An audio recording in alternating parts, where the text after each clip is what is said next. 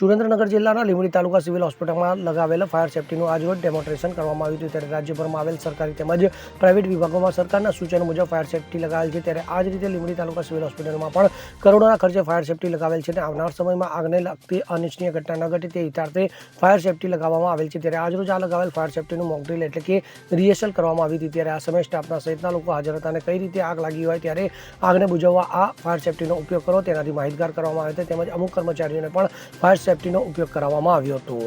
કલ્પેશ વાઢેર સાથે CN24 news Surendranagar. હવે જુઓ દેશ દુનિયાની તમામ ખબરો તમારી આંગળીના ટેરવે। ઉઠાવો મોબાઈલ અને ગૂગલ પ્લે સ્ટોર પરથી ડાઉનલોડ કરો અમારી CN24 ન્યૂઝ મોબાઈલ એપ।